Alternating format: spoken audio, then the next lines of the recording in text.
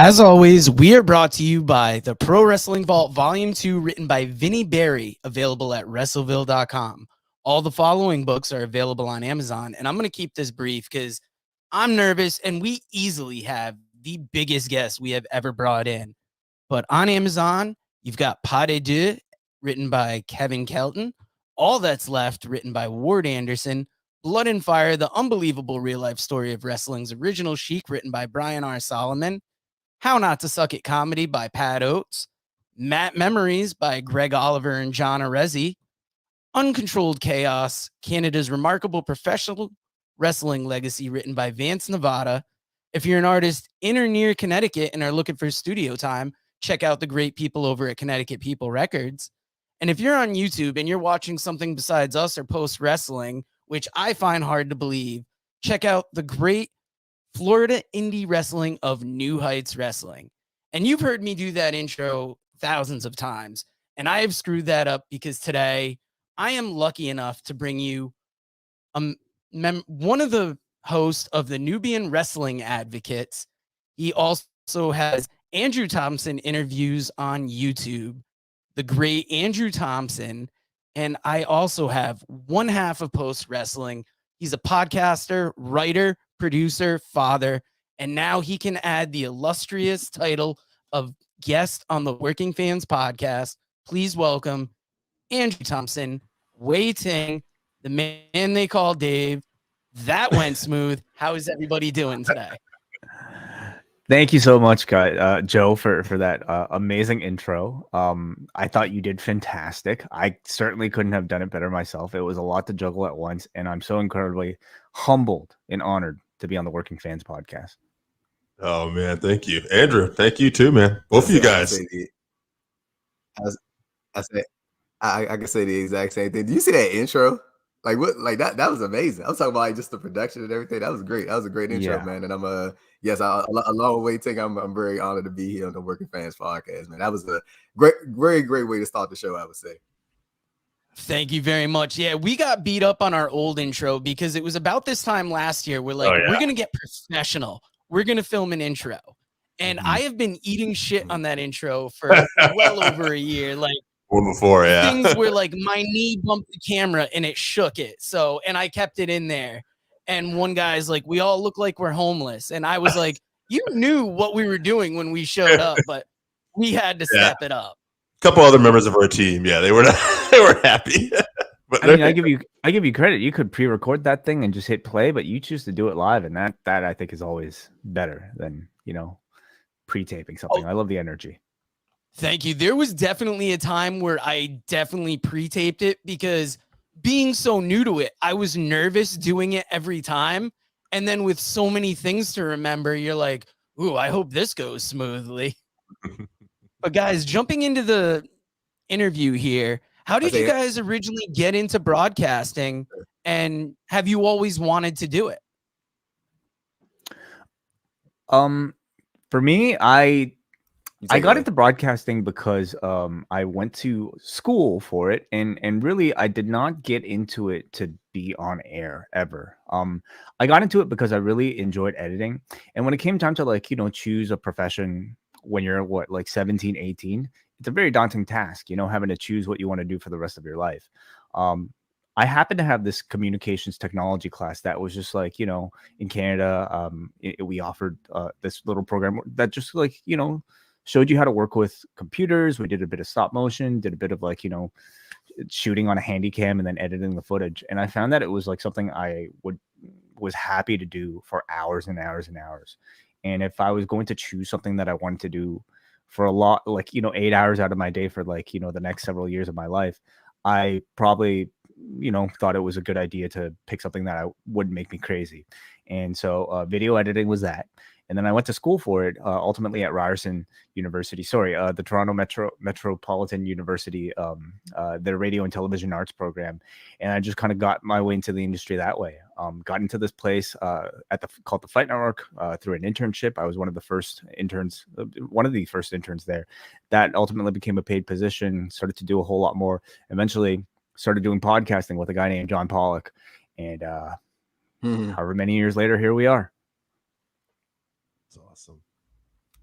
What a story.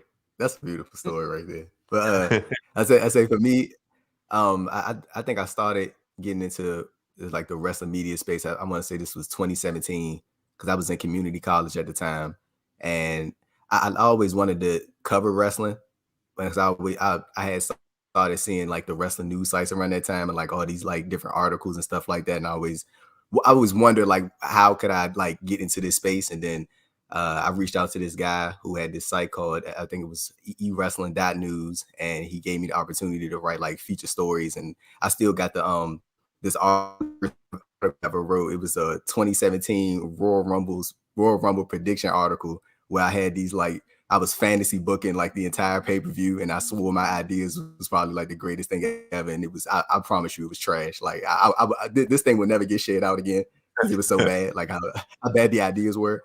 And then, I slowly got into news writing after that. And I always say this is a guy named Andy, and he let me sort of. It was on the wrestling site, eWrestling News, and he sort of just let me find my way in terms of news writing. And I don't think that I would be where I am today if he didn't let me sort of have my fails and my shortcomings on the site. He's sort of just let me do my own thing and let me mess up when I messed up, and then gave my props, and he sort of laid out that blueprint for me, and I think that sort of led me to where I am today. So yeah, and here we are now. Awesome. Now, how do you prep for an interview? Do you put a lot of work into it, or is it just most of the time are you getting people that you're fairly familiar with and it's just a natural process? For me, I do I say a good amount of research. I try to because a lot of times when I see some of the people that I interview, like they have done not a lot of interviews, but I would say a good deal, and I try to make sure that I avoid a lot of stuff that they've been asked because it's already out there in the news cycle. So I don't want to just be repeating information, or if I have to, I'll try to phrase it in a different way to where I can maybe get a different answer. And yeah, that's primarily my strategy. And I typically try to go for people that haven't been interviewed a lot, or they haven't given like these in-depth answers to where I can maybe pull something out of them that haven't been pulled out before. So that's kind of my strategy when it comes to interviewing. I'm writing down notes because I learned from Andrew, honestly. I don't do too many interviews, honestly, on the site. It's not something we've like done too much in this incarnation of post wrestling, but like the times I've had to do it, obviously, it's you want to do a good level of research so that you don't sound like you're going to embarrass yourself right before you do it. So I get nervous doing them, like I admire like Andrew certainly, and you guys, every time you're talking to somebody unfamiliar that you haven't spoken to on a live broadcast, it's certainly daunting, and as with all things, I imagine the more experience you have, the less maybe nervous you get. Oh, 100%. Like when we used to interview. Oh, sorry.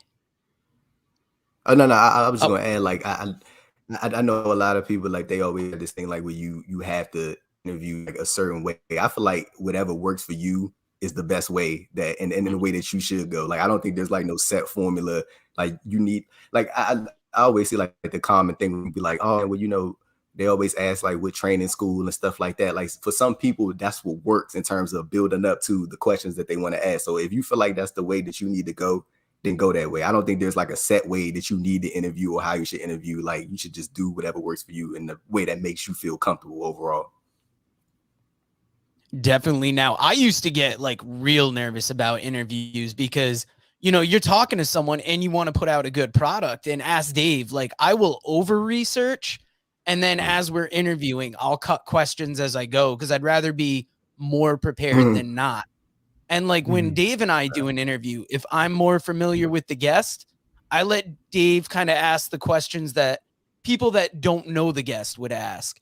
And then I try and ask maybe the more familiar kind of like more in-depth questions. So it gets, layers to the interview. But Dave, I do the for dummies one. Yeah, I got you the basic, more often than not, I have that Dave's role, like when John talks about something like that is completely out of my depth, like ratings analysis. I'm like, what does this mean? Like, we're like, oh, okay, it went up, it went down. Like, what exactly does it mean? So I think that's helpful, because there are people listening that might be tuning in from different perspectives, and I think even if you know something really well, having to explain it to somebody else creates great conversation.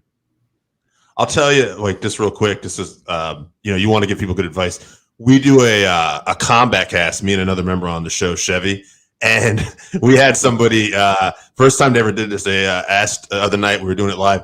Oh, who should I bet on this weekend? I'm like, I don't want that responsibility. It's like we ended up telling them, like, well, I would maybe go with this as the most sure thing, but do what you want. It's your money. Always risky. Yeah. Yeah. Now, as podcasters, I want to know, because Andrew, when we met live at the post 5th anniversary event, if you weren't there, you totally missed out. But we bonded over the difficulty of getting interviews, and sometimes, or how that can be a dicey situation. So, how do you handle disappointments and setbacks when they come? Because there's been times where we thought we've had a guest, and then we don't. And it's like, how do you handle that? If there has been situations, or when there have been situations where like somebody had to cancel, or there was, maybe just didn't work out, or sometimes you just get ghosted. Like that's, that's just what it is. Like I don't really like put too much thought into it. Like it's just like I just chalk it up to life happens, and sometimes it can be something as simple as maybe the wrestler just doesn't want to do the interview. So I mean, like I can't force them to do it. So it's just, I just kind of chalk it up to that. In terms of like what we was talking about, like dealing with the middle person that has to negotiate these interviews, and that sometimes that can either go good or it can go bad depending on who you're dealing with. Wink, wink. Y'all know who I'm talking about. but I mean, I just kind of chalk it up, to that either it can just be a miscommunication, or the wrestler just doesn't want to do it, or life happens, and you just kind of move on to the next one, and just try to keep, or just try to find content elsewhere within that same space. And Wai, how do you handle disappointments? For you, it's not so much interviews, but like when stuff comes up with post wrestling, how do you guys handle those setbacks, and how do you kind of move forward? I'm trying to interpret like what a disappointment might be in our case. I feel like, because we're a full-time business that runs off of like, subscriptions, Patreon. I suppose like disappointments would be like, if like our numbers went down this month, or like if, a campaign to like try to push for subscribers wasn't as successful as it was. There are always going to be setbacks, especially when you're trying to run your own business and try to keep a whole thing afloat. What do? We just kind of push forward and reassess and look at what's not working, and try to, not take things as seriously as like keeping in mind that this is a long-term thing that we intend on doing. We want to do this until we're, we want to retire on this. Honestly, we want to work until we're like 60 or 70, and Andrew Thompson is taking over the wrestling world. So we want to like keeping in mind the long game will really kind of help you mitigate perhaps whatever small disappointment you might have today. If an interview doesn't pop up today, well, so what? A year from now, is it even going to be a part of your memory? 10 years from now, will you even think back to it at all? Like keeping focused on the big picture, I think helps. Nice. Now, it's important to really like build a fan base and connect with them. How do you guys do that, or what's your approach to that at Post Wrestling Wai, and with you too also, Andrew? Approach to building a fan base. I mean, I'd like to think that it's just trying to maintain like a high quality of work, being consistent, I think, is incredibly important. And congratulations to you guys for reaching 100+ episodes, almost 200 at this point. That to me is the most important thing when it comes to doing this sort of thing, being there for your audience when they expect it. And I think like being honest, especially if you're trying to review and give your opinions about certain things, your audience can tell when you're bullshitting. Your audience can tell when you're, I don't know, when you have other interests, or if you're hiding your words or thoughts. I think it's always important to just like speak your mind as much as you can, and part of that is about staying informed and trying to, make your opinion as, I don't know, good, or for lack of a better word, as possible. I'd say for me, like I don't really think I have like a fan base per se, like, but I think I have. You do, Andrew. I have people like Wai and John and the abundance of people over at Post and a bunch of other people who support the work that I do, and I think is like I can speak to it in terms of my written work. I just think I just try to the written work that I do at Post. I just try to stay consistent with that and try to be as extensive as possible, as like much as like as possible as I can. And I think that people have come to expect that from me. So I just try to keep that up tempo as possible and just try to do the best that I can in that regard. So I don't like more so than anything, the biggest thing is like me not disappointing myself, because I put more pressure on myself than I would say than anybody else ever could. So yeah.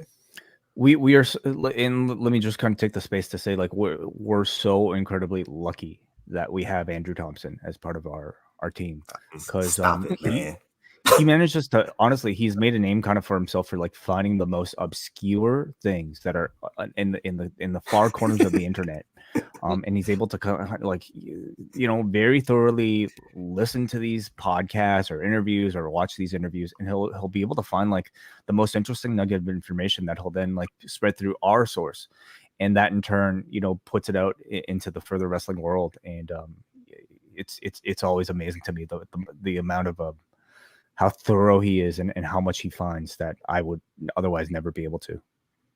100%. Now him and Nate Milton are two of the voices on Post Wrestling besides yourself and John that have stood out. Like Nate. There's so many great people on the staff, but like Andrew and Nate, just with Andrew with his thoroughness and sense of humor, and Nate just, I think he's hilarious, but also like a great host. And like those are like not miss episodes. So I hear what you're saying, and consistency really is the thing. Like when Dave asked me to come on and help with this at first, one of the first things I did was, how can we make this sustainable? I don't want to put out something that's going to have 5 episodes and end somewhere on the internet. And Dave and I talk all the time about authenticity. Like, yes, we have a co-host who we love dearly, but he's a former wrestler, so he loves to be the worker. And there's times where it's like, is that what you think? Like, I'll be editing at night and I'll just send Dave a message like, why can't he just be real for a minute? Like me and Dave, almost, it feels like we're too real at times. But it goes back to like kind of what Andrew was talking about when you get into the interview for the wrestlers. Like everybody's just got their own thing going on. These are real people. And sometimes you get ghosted and it's like, man, he did not want to do it. He could have forgot. Or some people have legitimate self-esteem issues where they don't like this particular format and stuff. And I try to look at it and just go, you know what? Whatever's going on, it didn't work out. And like to Wai saying, the big picture, I'm just going to move on to the next thing. It's fine. If he wants to do it down the road, that's fine. But I'm not going to worry about it. And there's no reason to hold on grudges. That gets you nowhere anyway. I would say I just wanted to add this real quick because I can't let Wai sit here and say all these nice things without giving it back to him. Like if it wasn't for him and John giving me the platform to do what I do, then I don't think that I would have this sort of expectation as far as my written work goes. And they sort of allow me to just really do my thing. There's never been a point throughout the past 2 years, almost 3 years now at Post that like they've ever been like, hey, we want you to do Wai. We need you to like, they give points like very thorough and stuff that can help me along the way. But it's never been a thing of like, we want you to be this. Like, and it's always just been, look, you do your thing and we'll tweak it here and there when we need to, and we can just sort of go from there. And it's been absolutely great so far. And I just like thought of it in my head. I joined Post in August 2019, and I can't believe 2023 is like right around the corner. It's like kind of ridiculous how quickly time goes by and you don't even realize until you like start talking about it in a sentence like this. And not to like, I know eventually Joe wants to move on, I think, but like you guys talking about the authenticity part too, that being real. Me and Joe, we were trying something one point. He'll know what I'm talking about. It was a video game podcast he was doing. He had someone fall out. He asked me to do. I'm like, I am not a gamer. This is not my thing. We did. I was like, Joe, this is a wrap. Like, this ain't gonna work. We'll just tell the fans, like, hey, we're sorry. We did our best. Because to me, it's like, don't bullshit anybody because they're gonna see through it, and you're gonna have some you win, sometimes you lose, but just keep plugging away. Even if it doesn't work, though, you just like be telling the audience honestly, hey, this isn't working. Like that might be something too. That can be entertaining sometimes as well, right? Working Fans Gamer Cast episode 1 was definitely that. I had it originally planned with somebody that fell through. So I was lucky to get a local rapper who's also a gamer and very into it. And that made a very interesting first half. I didn't have anybody for the second half. I brought Dave in, and the third act of that play really went downhill quick. But that's what we'll keep our dates. We're going to keep our bookings. Yeah, you throw stuff at the wall and you see what sticks. Now, I want to kind of move on quickly here because I told Wai we wouldn't keep you guys overly long on the interview, but I want to know, what do you guys watch and listen to when you're not trying to necessarily be deep in that work? Because like I find sometimes even when I'm not watching wrestling, I'm just watching a different wrestling to relax. So what do you watch? And then after that, what's a favorite album of yours that you put on to, relax to? Okay, so you're looking for wrestling recommendations or non-wrestling? Because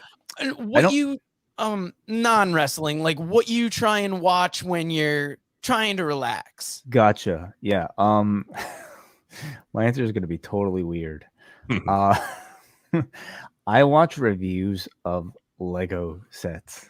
As you can tell from the background, I'm like, that's like sort of my escape, from it. Like because I focus on wrestling so much during my working day, like I tend to not do it as much, when I'm off. So how I like to just kind of take my mind off is just I like to listen to like people on YouTube talk about what they think about like this particular Lego set, whether or not it's like good value, whether or not the design techniques are good, like how collectible it is. It's like it's the nerdiest thing somebody can possibly do. It drives my wife crazy every time I put one of these on. But that's how I tend to relax.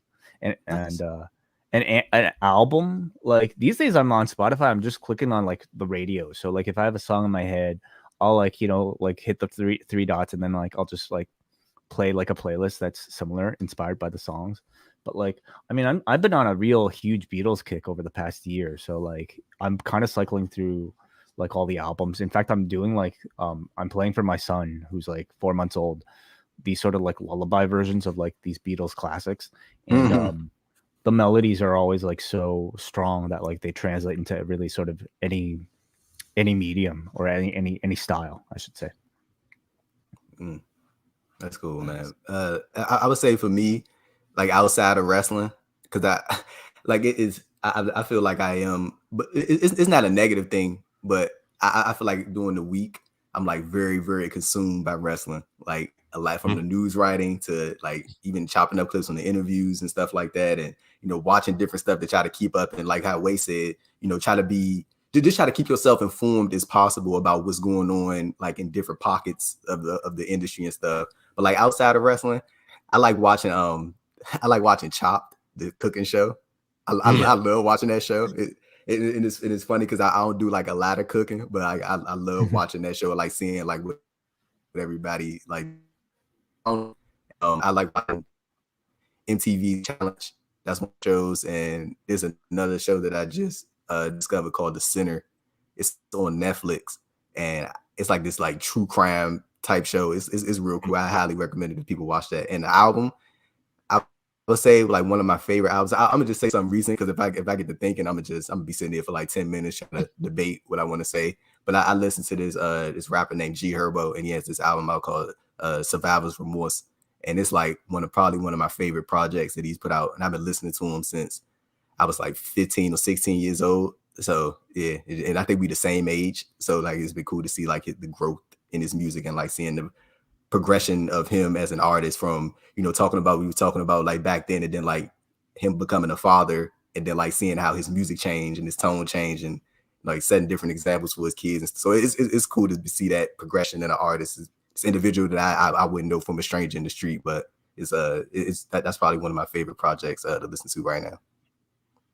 Nice. And Dave, I don't think I've ever asked you, are you a music guy? Like, do you get into music? Because I know you appreciate it. Do you have like a favorite album? I'm gonna guess not. Maybe not an album, no. But it's kind of funny. Lately, because my other thing that I've been using to unwind is actually I've been watching like more. I was big into MCU for the last few years. I've actually been starting to get into a few DC things because I hadn't really, and I still just a few old school DC movies I was watching.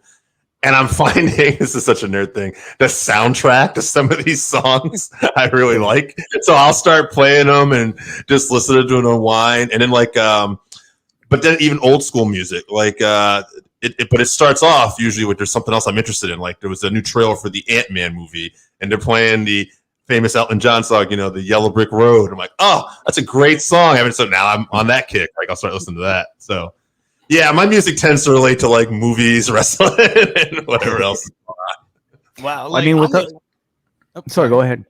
Oh, I'm a big music guy. So for me, like an all-time favorite album, if I'm just putting on to relax, is Pieces of a Man by Gil Scott-Heron.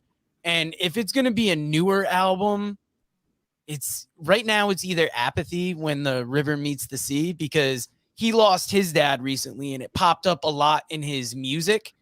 And since that had been something I was going through, like his last couple albums just like really stuck with me for that. So that's been on play. And then obviously I waited for years for the new Black Star to come out. And I've really been, trying to get into it. Because when you wait so long for an album, I feel like you build up the group in your mind. And I'm still letting it become, ingrained into what I listen to. But what were you gonna say, Wai? I was gonna say, like, I mean, I don't know about you guys, but like I'm not listening to the radio anymore. I'm not watching like, much music anymore. Like, so like how else would you really discover new songs other than through other things like a movie trailer or like, I don't know, a video game or a soundtrack or I don't know what, or like a Spotify sort of like, playlist that randomly suggests something to you. There's just like no real other platform, or at least it's different. So, finding a new song through a trailer, I think is perfectly normal these days. Yeah, that's an amazing way. Now, guys, sorry, getting a little tongue-tied, but we're getting into the main event here. The 5-3-1 is our signature segment where we take your top 5 list on a particular subject, vote it down to a top 3, and then we debate that top 3 down to a winner. Now, since you guys are our guests today, I was going to ask if you wouldn't mind going first. Okay. Ooh. When you say like top 5, so from what I understand, this was top 5 favorite moments. Or right? Biggest moments. I mean, some people. Biggest moments of this year. I kind of went like with the personal favorite route, like what got me most excited about pro wrestling. I'm going to say... when I'm very specific about some of these moments, but like my 5th favorite moment was Anarchy in the Arena, and specifically that moment when Eddie Kingston came out of the stage, blood soaked, straight out of a horror movie with a gas can in his hand. That was just like a lasting visual from me that I won't soon forget, and in particular because it's Eddie Kingston, because the guy plays sort of like serious, I'm gonna kill you so well. Seeing him in that, like, you believe that he's gonna set a man on fire when he's walking out blood soaked with a gas can. So that was my number 5. My number 4 was the entire Bray Wyatt White Rabbit teases. I don't know if you can really kind of pick one from the whole thing, but like just the whole idea of like being able to see something for like a split frame on TV and then having to go online and being able to spend like 30 minutes to an hour trying to investigate all these little clues, doing it with like, you know, all of the internet. Hey, what did you find here? Oh, this person found this. This person looked up the HTML and found this. Like it was a lot of fun for me. So I don't know if that was one particular moment, but that was my choice is the White Rabbit stuff. Number 3 for me was SummerSlam, Roman Reigns versus Brock Lesnar and the tractor that came out from Brock Lesnar, lifting the ring, flipping it over in half. Incredible production that really the WWE is only capable of. And that to me is like the WWE at its best, when it's able to flaunt its money to do spectacular things like that. Number 2 for me was the big Uzi promo from Sami Zayn and the Bloodline, the one Uso and Roman Reigns both crack at the crowd chanting Uzi. To me, that was the one where like it was already a really hot program, but I think that was the moment where the crowd and everybody publicly started to like really understand how special and how fun these segments were, not just for the people watching, but for the people doing and participating and performing in those bits too. So the Uzi promo was my number 2. My number 1 moment was Hell in a Cell, Cody Rhodes versus Seth Rollins, and seeing Cody Rhodes unveil that bloody, you know, swollen up pec, and having the match that he did with Seth Rollins afterwards. That was perhaps my favorite moment of the year.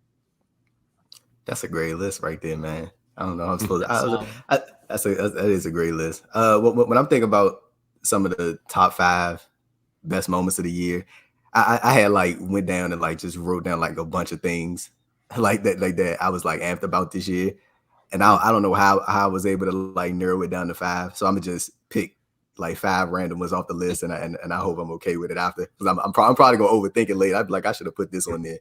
Like of course I'm gonna say one of the.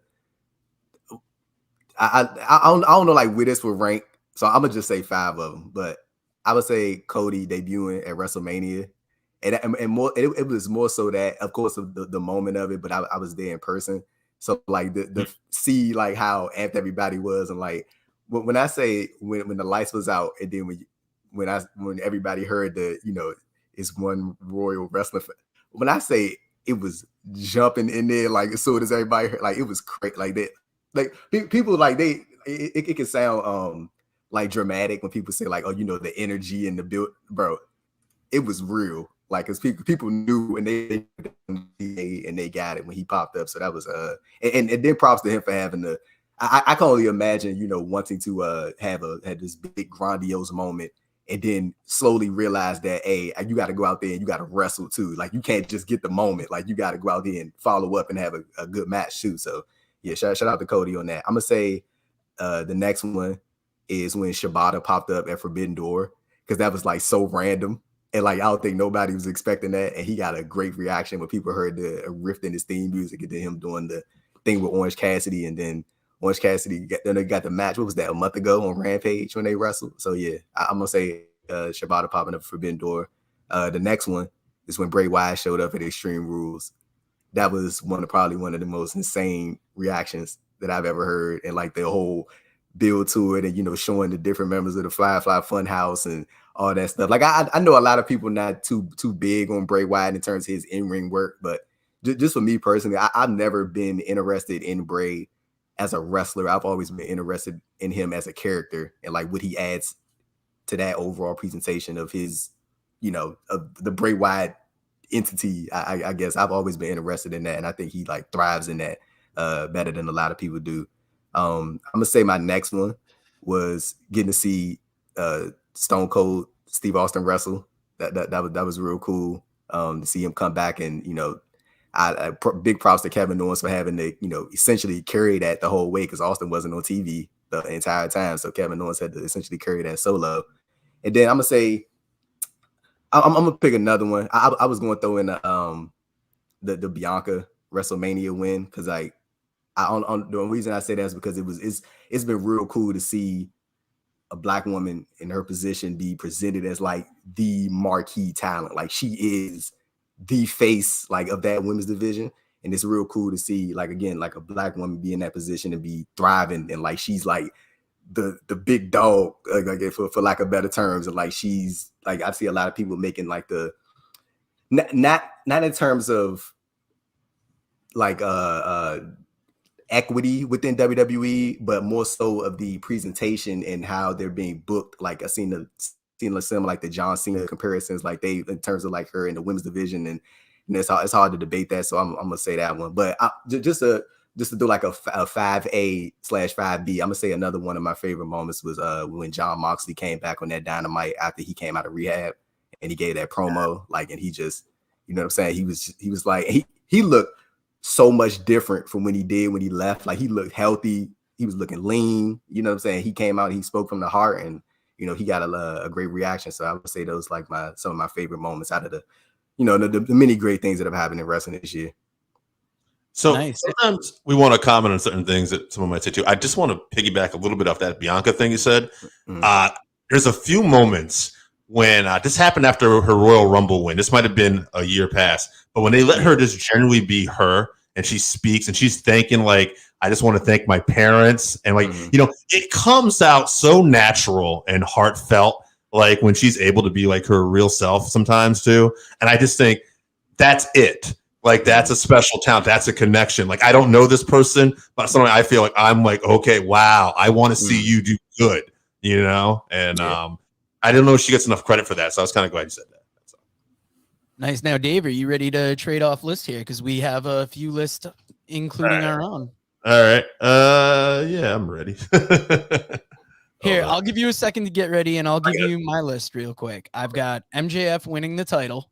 I think even though, so to let you guys know, we traveled to New Jersey from Connecticut, mainly for the post show, but we got tickets to the event because we were there. And I've got to be honest, by the time MJF won that title, I had two thoughts in my head. Great.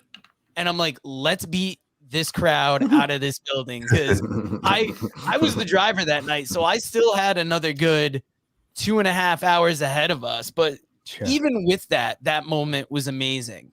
I think the FTR Briscoes trilogy this year, we're going to get part 3 of it tomorrow night, but I think that has been compelling, even though they've been able to do very little with building it up. I think Vince retiring is a major moment, just because in all our lifetimes, wrestling has been one thing and there's been one man at the top. And now the fact that he's gone and things could change, not that everything's going to change for the better, but it really opens up that landscape. I think the Bray Wyatt return was major. Like Wai said, everything leading up to it was some of the most innovative thinking stuff WWE's done in a while. And then for it to all pay off was great. And then Sammy and the Bloodline, I think what they've done this year it's just been one of the great stories coming out of 2022. Absolutely. For me, I kind of went with sometimes the bigger moments. Some of these are favorites, but some are just big. Like Vince McMahon, I wouldn't call it like a favorite necessarily he's leaving, but that's huge. Like, this is a guy that was like basically the good and bad and embarrassing in wrestling, you know? I mean, and I mean that like it's just, he was just such a big figure. And, you know, like when you think about the Attitude Era, you think about the era in the 80s where, you know, we built Hogan and all that, but also just too some of the stuff that's so cringe where, you know, where people, you know, are not wrestling fans walk into a room and you have to explain this. Like, most of that was Vince, you know, like, this is, hey, I watched this, sorry. But, you know, so Vince leaving is just a huge thing. And I think some of this gets lost, but it's interesting. Steve Austin, like Andrew was saying, his final, he came back this year to wrestle a match with Kevin Owens at WrestleMania. Like, we got Steve Austin back this year. This year's been crazy. Like, that almost falls under, you know, radar. That's insane. Cody Rhodes coming back at WrestleMania 2 because, and I think Wai, you touched about this on the post episode when we were talking about WrestleMania. Like, we got Cody Rhodes from AEW in WWE. You know, like we got, you know, downstate. We got his theme music. Like, we got everything. And it's like, we weren't sure we were, because that's not a Vince thing to do necessarily. But we did. CM Punk and the media scrum, I had to throw it in there because it was such a huge deal. Even though, it was one of those things where the next morning I had went to bed after that show was over. And then I had friends texting me like, what happened? What was this? And I'm like, huh? And then you see it, and it was compelling. I could not turn off that scrum. And then finally, little sidebar, I was not super into the Ring of Honor show that was being built this weekend. So much stuff going on. I was like, probably skip it. And then they announced FTR versus the Briscoes in a double dog collar match. And one of my favorite moments this year, too, has been FTR versus the Briscoes. I think they just have – there were a lot of great tag matches this year, but they had a physical style, especially when I look back at that first match, too, where there were some of the punches where Dax was holding his hand and shaking his hand. And I thought, this is like something I hadn't seen in a long, long time. That's my top 5. Now, the next list I got from Red Hawk Will on Reddit. He has Punk versus MJF dog collar match, return of Bailey, Io, and Dakota at SummerSlam, the Joker winning the Casino ladder match, the coin drop, hearing Okada's coin drop on American TV, and then leading to Forbidden Door, and then Sammy being accepted by the Bloodline. Yeah. I mean, that's the stuff. The Sammy stuff in particular is kind of something. It's like Survivor Series this couple weeks ago. Like, he and the Bloodline made that event for me in particular. Yeah, man. Like, yeah. Like, it's getting real cool to see like where this is going. Because like I like, especially with the Bloodline stuff, I like seeing people's different theories of, like, what's going to happen. Like, a lot of people have been pointing out that Solo Sikoa is like being very distant from like the rest of them. He's kind of like to himself, but like a lot of people are saying that's just Solo's character and that's just how he is, and he isn't really too buddy. I like seeing like the different things. And, people speculating about Elimination Chamber in Montreal, and Sammy's he gonna be in Canada, and like he probably get a title match or something. Like I just like seeing all the different stuff that people sort of plotting out about what could happen as far as this storyline goes, and I'm very, very invested in it. Every single member of that group has its own sort of identity. Most impressed I've been is actually with Solo Sikoa, somebody with no sort of prior, cachet with like the main roster WWE audience, and he feels like such an integral part of the group now. Very much so. Dave, I'm going to give you 2 more lists. Give me a couple more lists, and then we will get to the end of this. You know what I'll do too? Like, I'm going to take some stuff that maybe people haven't said. All right. So anyone that's kind of repeated, like, I got a list from Jake St. John, and 2 of the things he has on here that we haven't heard yet. One was again, I think he's taken more just bigger moments, because these certainly aren't necessarily happy moments, but the Kota Ibushi New Japan Wrestling feud that happened. And also he had Scott Hall passing away. Now, Scott Hall passing away definitely is a mega, mega moment. For me personally, I talked about on the show before, my mom passed away this year. She was the hugest Scott Hall fan, and literally Hall had passed away and my mom went in the hospital. Like, there was a deep connection for me personally between like, pro wrestling and Scott Hall. And Scott Hall passing away this year, I think, is just, again, he's one of those guys that he was just, unfortunately he didn't always have everything, going for him, personally, but like such a brilliant mind in the wrestling business and such a major, larger than life character. I'm sorry for your loss, man, about your mom. I'm sorry to hear that. Thanks, guys. Now, I've got a list from Kenny Color from the Mothership Facebook group. He's got Punk at the media scrum, Vince leaving wrestling, MJF's pipe bomb, MJF winning the title, and then he's got Jericho getting abducted as his number 5. That's been a more recent development. When was that? I don't remember. Jericho got abducted. What is this? Is this like still in my brain right now? He was on a podcast talking about he believes he had this missing time thing going in, and I believe he said it could have been, alien abduction. It's just funny to hear it come out of Jericho.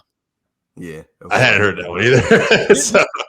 You want to know, just to add in, like, another cool moment from this year was when Sheamus got the standing ovation after the match was going through at Clash of the Castle. Like that was like a real cool thing because like I think everybody's known for like I would say like the at least past 2 years, bro. Shane has been putting on bangers. Like it's like a thing now, but like he really has had like a great stretch of this career, and like I think it was very cool to see him get that. You know, everybody to verb or express that to him. He got to have that great moment at Clash of the Castle. Yes, now definitely. And Dave, we're going to wrap this up short because we're about on the time we said we were going to do. So getting down to the top 3, I've kind of accumulated some votes, and I've got Sammy in the Bloodline, Austin at WrestleMania, MJF winning the title. Of these 3 things, what would you guys make as your number 1? For me, it's got to be MJF is up there, but I feel like Sammy joining the Bloodline just got everybody's hearts in WWE or WWE at the right time. Oh, you guys go ahead. So what were the 3? Sammy and the Bloodline, MJF and Cody, or was the third one? MJF winning the title, and then Austin wrestling at WrestleMania. Got it. Okay. Right. So again, I guess I want to clarify. You know, are these like more favorites, or are these biggest moments that we're looking to choose right here? This always happens with the 5-3-1 where we put it out and then it's kind of open to interpretation. I would say favorites. I say biggest, but it's kind of like, I guess, what's biggest in your mind. Got it. Okay. And again, it was Austin, it was Sammy and the Bloodline, and it was MJF winning the title. I'm gonna go with Sammy and the Bloodline. I think I'm gonna say the only reason I'm gonna say Sammy and the Bloodline is because I think Austin's probably gonna wrestle again at WrestleMania 39. I definitely I saw him say that he was like he's just working out. Okay, yeah, you're just working out and posting videos about it on Instagram. Yeah, okay, you're just working out. He getting ready for another match. But the only reason I'm gonna say Sammy and the Bloodline is because we're still seeing it play out, and we genuinely don't know when this is going to end. And I think it's primarily depends on when Roman shows up. Because like, to be honest with you, I don't think we're going to see Roman on WWE TV at all this month. I think he's going to be like completely gone until the new year, until we lead up to the Rumble. And I'm just very interested in seeing like a lot of people's theories about how this storyline is going to play out, man. And hopefully Sammy gets some type of some big out of this, man. Like if I had to guess, I seen like a lot of people say, and I sort of think the same thing, that him and Kevin Owens probably win the tag titles from the Usos at Mania. Like, I mean, that would be that would be a good little, payoff to the story, I guess. Definitely. Yeah, Dave, what do you think? So it's funny, like Woodway, I was thinking too, like if you're talking biggest, there's a lot of different big moments. Steve Vince Austin is the biggest. Vince is the biggest story. Vince is the biggest. That's not even. That's the I would say Vince. That's the biggest wrestling news story, like, of the year. It is not we can go back. We could argue like decade. Like this is huge. And out of the 3 you gave me, I would say even Austin at WrestleMania could be argued the biggest. But when you're talking favorite, that's a personal thing. For me, the most enjoyable thing going right now today is Sami Zayn and the Bloodline. Even when Vince was booking the show, I would say the Bloodline was the best thing going today. It was like the only bright spot I was having a lot of times. And then Sammy was, just taking up nut. And then when Triple H got involved and started booking, it's like this thing jumped up another level. And then that infamous Usi promo, like Wai was talking about earlier. And now it's just built up so much. And to the point where people are just so excited that Jay finally like hugged this guy, and it's like, and there's so many different ways you could go with this still. And I think that's one of the interesting things. Like Andrew, I do think we're going in the direction of tag championships with him and Kevin, but like, it's one of those things. It could go a lot of different ways. And that's what's been great about it. So if we're talking fun, it's got to be Sammy and the Bloodline. Well, guys, you heard it. Sammy and the Bloodline wins our favorite moment of 2022. And Wai, Andrew, thank you for taking the time to join us. We've battled through nervousness, technical difficulties. Before we let you go, what would you like to promote? Well, you can find all our work, including Andrew Thompson's, at postwrestling.com. Specifically for myself, we've got our Christmas show coming out December 23rd. So subscribe to Post Wrestling on your favorite podcast feed or at youtube.com/postwrestling. And thank you guys again for having me on.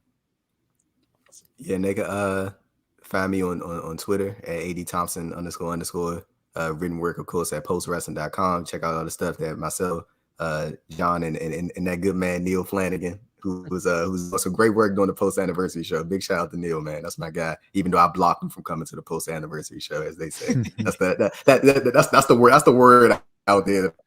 I blocked Neil. But you guys check out my interviews channel, Andrew Thompson interviews on YouTube and stuff this weekend. So yeah, that's about it for me. Excellent. And we've got everything in the description. So guys, check out Post Wrestling for it's my go-to wrestling. Like when Raw was terrible on TV, it was awesome in post. So check out these guys. You will not regret it. Thank you so